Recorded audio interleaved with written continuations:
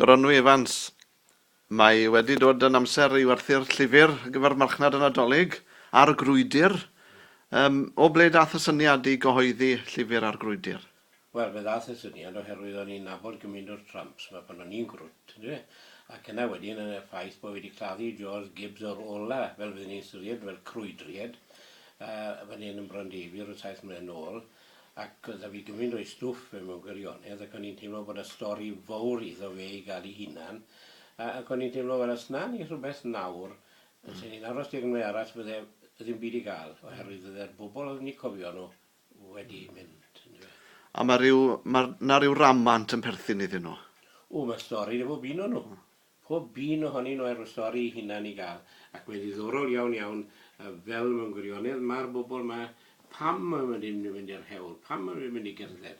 Ac ati mae'r rhai wedi cael siom mewn merched ac yn y blaen, a rai eraill, yr rhyfel yn fwy na dim byd hefyd, oherwydd ar ôl yr ail ryfel byd, oedd yna filiwn o'r rhain yn cerdded hewlydd Pryden. Ac wrth gwrs wedyn o'n nhw'n dod i Geredigion ac i Gaerfyrddin ac i'r llefynnau gwledig yma. O'n nhw'n dod fyny oherwydd o'n nhw'n cael cymaint o groeso ac cael bwyd, cael gwaith a cael bŵs.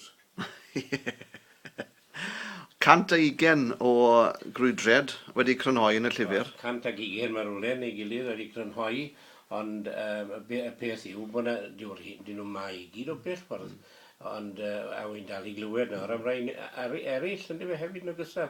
A dwi'n gobeithio beth fydd y llyfr yma yn wneud fydd ysgogi bobl i fynd nôl dros cyfnod i bywyd weithiau a cofio am yr rhain ac i ni gael y llanw'r gap yma mewn gwirionedd oedd y myd y bywyd rhain. Tipyn o commitment, Gronwy, ac chi wedi cyhoeddi'r llyfr ar eich liwt eich hunan. Mae yna wir wedi mae dipyn o commitment. O'n i'n gweld, hynny yw, a bydde yna bobl yn darllen y llyfr, a gallen ni cael grant i hwn, ond bydde ni'n goffod cyhoeddi fel bydde pobl y grant wedi gweithio i.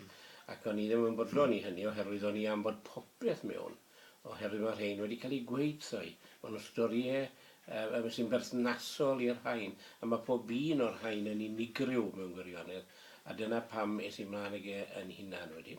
Wel, llongyfarchiadau i chi am hynny ac am grynhoi'r storïau yma, fel chi'n gweud, fydde wedi mynd yn angof. Sut mae bobl yn gallu cael ei dwylo ar y trysor sydd gyda chi yn y llaw? Wel, allan nhw yn ffono ni lan, neu o leia allan nhw hala llythyr yn gofyn amdano ac fe gan nhw'n ôl gyda post y stamp ac yn y blaen at y pris sy'n 9.95.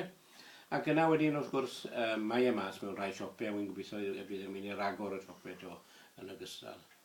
Wel, pob hwyl gyda'r gwerthiant. Diolch yn fawr. Diolch i chi.